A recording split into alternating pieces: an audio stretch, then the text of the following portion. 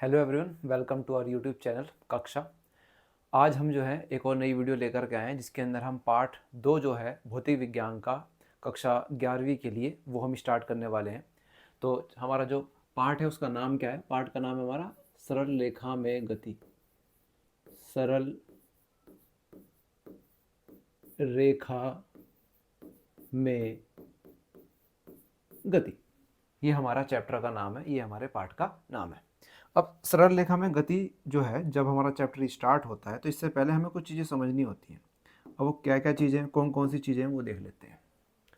इस चैप्टर की कोर चीज़ें पढ़ने से पहले, यानी जो बिल्कुल मूल चीज़ें हैं उसको पढ़ने से पहले हमें दो चीज़ें समझनी होंगी। पहली होती है हमारी विराम। पहली जो चीज़ है हमारी वो है विराम। विराम क्या होता है, इसको समझना बहुत ज़्यादा ज़रूरी है। तो कोई भी वस्तु या कोई भी हमारा जो कार, बाइक या कोई बॉडी वगैरह है, कोई वस्तु या कोई व्यक्ति हमारी विराम की अवस्था में कही जाएगी अगर समय के साथ वो अपनी स्थिति में परिवर्तन न कर रही हो।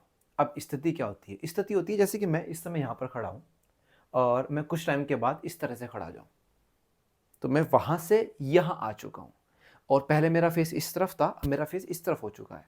तो ये मैंने अपनी क्या की है? स्थिति में परिवर्तन किया है। तो अगर कोई वस्तु या व्यक्ति समय के साथ अपनी स्थिति में परिवर्तन करने में सक्षम नहीं है या फिर समय के साथ अपनी स्थिति में परिवर्तन नहीं कर पा रहा है, तो हम उसको बोलते हैं कि वो व्यक्ति या फिर वो वस्तु विराम अवस्था में है। तो विराम की क्या डेफिनेशन है? विराम की परिभाषा क्या है? विराम की परिभाषा है कि स्थिति में परिवर्तन, स्थिति में समय के साथ, समय के साथ परिवर्तन का न होना, न होना, ये कहलाता है विराम। तो अगर कोई व्यक्ति या कोई वस्तु समय के साथ अपनी स्थिति में परिवर्तन नहीं कर पा रही है, तो हम बोलेंगे कि वो व्यक्ति या फिर वो वस्तु जो है वो विराम की अवस्था में है, अर्थात वो रुकी हुई है। ये हमारी पहली डेफिनेशन हो गई जो हमें पता होनी चाहिए कि विराम क्या होता है।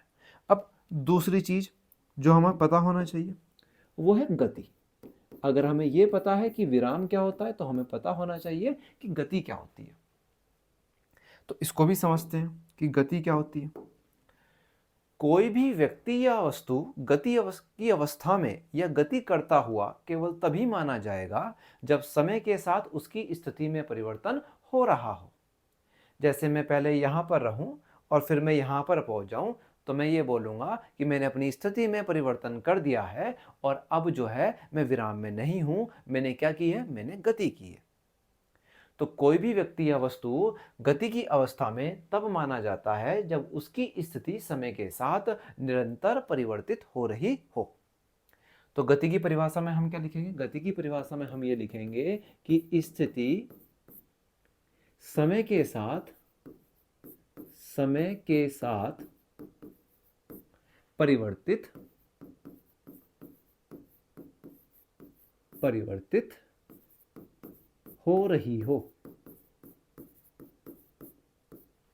तो कोई भी वस्तु गति में कब मानी जाती है? कोई भी वस्तु गति में तब मानी जाती है जब वो समय के साथ अपनी स्थिति में परिवर्तन कर रही हो। और अगर वो समय के साथ अपनी स्थिति में परिवर्तन नहीं कर रही है, तब हम उसको बोलेंगे कि वो वस्तु जो है वो विराम की अवस्था में है। अब ये हमने पढ़ा कि विराम क्या होता है और गति क्या होती है। अब गति भी ऐसा नहीं है कि गति केवल एक ही प्रकार की होती है। विराम एक ही तरह का होता है, विराम वही है जो रुका हुआ है। लेकिन गति यानी स्थिति में जो परिवर्तन है वो कितने तरह से हो सकता है, उस चीज के बेस पर, उस चीज के आधार पर गतियां जो होती है, यानी कोई भी वस्तु या कोई व्यक्ति जो गति करता है उसके तीन प्रकार होते हैं। कौन कौन से होते हैं ये देख लेते हैं। तो अगला हेडिंग जो है हमारा वो है गति के प्रकार। और गति हमारी होती है मेनली तीन प्रकार की, यानी हम ऐसा कह सकते हैं कि गति के तीन प्रकार होते हैं। तीन प्रकार होते हैं। तो गति हमारी कितने प्रकार की हुई? गति हुई हमारी तीन प्रकार की। कौन कौन सी होती है उसको देख लेते हैं। सबसे पहले होती है एक विमीय गति। एक विमीय गति। दूसरे नंबर पर आती है हमारी द्विविमीय गति। द्विविमीय गति। और थर्ड नंबर पे आती है हमारी त्रिविमीय गति। तुम लोगों ने इंग्लिश में भी नाम सुने होंगे इनके, जैसे हम देखो इसको हम बोल सकते हैं एक विमीय को वन डायमेंशनल मोशन, द्विविमीय को हम बोल सकते हैं टू डायमेंशनल मोशन, और त्रिविमीय को हम बोल सकते हैं थ्री डायमेंशनल मोशन। हमारे सिलेबस में कौन कौन सी है? हमारे सिलेबस में ये स्टार्टिंग की दो है, ये थर्ड वाली जो है ये हमें नहीं पढ़नी है। त्रिविमीय गति हमको नहीं पढ़नी होती है, हमको पढ़नी होती है एक विमीय गति और द्विविमीय गति। लेकिन हम समझेंगे हर चीज़ को, हम समझेंगे एक विमीय क्या होता है, हम समझेंगे द्विविमीय गति क्या होती है, और हम ये भी समझेंगे त्रिविमीय गति क्या होती है, हालांकि वो हमारे सिलेबस में नहीं है तब भी। देखते हैं फिर एक विमीय गति क्या होती है। तुमने सुना होगा कि अक्ष होते हैं, एक होता है एक्स अक्ष, एक होता है हमारा वाई अक्ष, एक होता है हमारा जेड अक्ष। तो ये तीन मेजर अक्ष हमारे, यानी तीन हमारे बहुत ही महत्वपूर्ण अक्ष जो है वो होते हैं। अब अगर किसी वस्तु की स्थिति इन तीन में से केवल एक ही अक्ष पर बदल रही है या एक ही अक्ष पर परिवर्तित हो रही है समय के साथ, तो हम बोलते हैं कि वस्तु की गति कैसी है, एक विमीय गति है। इसका मतलब है एक विमीय गति में जो स्थिति में परिवर्तन होता है वो एक अक्ष पर होता है। तो हम इसके बारे में ऐसा कह सकते हैं कि स्थिति में एक अक्ष पर परिवर्तन होता है। परिवर्तन। तो अगर कोई वस्तु या कोई व्यक्ति अपनी स्थिति में परिवर्तन कर रहा है और वो भी केवल एक अक्ष पर, या तो वो एक्स अक्ष पर कर रहा हो, या फिर वो वाई अक्ष पर कर रहा हो, या फिर वो जेड अक्ष पर कर रहा हो, लेकिन एक ही अक्ष पर कर रहा है, तो ऐसी गति को हम बोल देते हैं एक विमीय गति। अब एक विमीय गति का जो उदाहरण है यही हमारा इस चैप्टर का नाम भी है। सरल रेखा में जो गति होती है वो हमारी एक विमीय गति के अंदर आती है।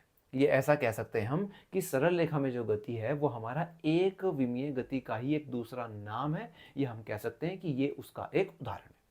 तो यहाँ पर इस चैप्टर के अंदर, इस पार्ट के अंदर, पार्ट नंबर 2 जो है हमारा भौतिक विज्ञान का, इसके अंदर हम पढ़ने वाले हैं सरल रेखा में गति, या फिर हम इसको कह सकते हैं कि एक विमीय गति। एक विमीय गति, ये भी हम इसको बोल सकते हैं। इसके बाद आता है हमारा ये द्विविमीय वाला, दूसरा वाला द्विविमीय गति किसको बोलेंगे हम? तो यदि कोई वस्तु समय के साथ अपनी स्थिति को एक साथ दो अक्ष पर चेंज करे, या तो वो एक्स और वाई पर चेंज करे, या वो वाई और जेड पर चेंज करे, या फिर वो जेड और एक्स पर चेंज करे।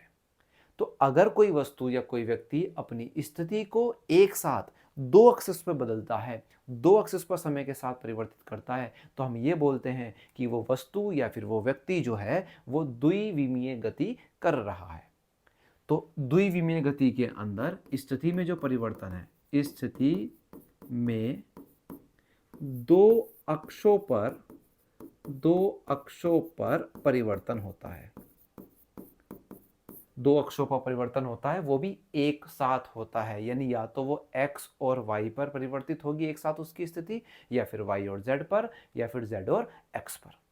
इसी प्रकार अब तुम्हें थोड़ा थोड़ा जो है आइडिया, या तुम थोड़ा थोड़ा समझ पा रहे होंगे कि अगर मुझसे कोई पूछेगा त्रिविमीय गति क्या होती है, तो कोई भी वस्तु या व्यक्ति त्रिविमीय गति करता हुआ तभी माना जाएगा जब वो एक साथ तीनों अक्षों पर, यानी कि x अक्ष पर, y अक्ष पर और z अक्ष पर अपनी स्थिति को परिवर्तित कर रहा हो समय के साथ, तभी हम मानेंगे कि कोई व्यक्ति या कोई वस्तु जो है वो त्रिविमीय गति कर रहा है।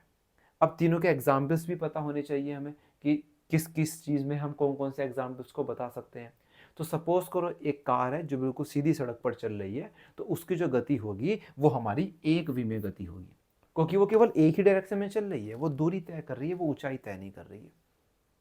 तो वो गति किस तरह की हो जाएगी हमारी? एक विमीय गति। तो ये जो चैप्टर हमारा रहने वाला है सरल रेखा में गति, जिसका दूसरा नाम एक विमीय गति भी है, इस चैप्टर के अंदर, इस पार्ट के अंदर हम पढ़ने वाले हैं गाड़ी जा रही है, कितनी डिस्टेंस चली उसने, यानी कितनी दूरी उसने चली, कितना उसका विस्थापन हुआ, उसका त्वरण कितना था, ये सब चीज़ें।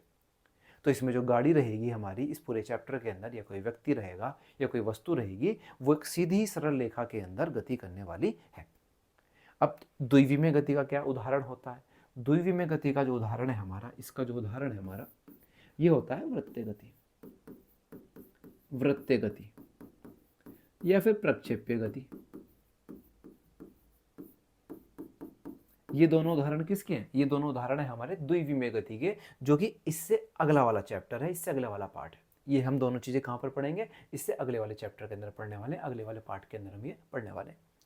तो वृत्तीय गति जो होती है हमारी, ऐसे गोल गोल घूमना, ये इस तरह से तुमने पत्थर से एक डोरी को बांधा, या डोरी से एक पत्थर को बांधा और फिर गोल गोल उसको ऐसे घुमाया, तो पत्थर किस तरह की गति कर रहा होगा हमारा? वो कर रहा होगा एक वृत्तीय गति।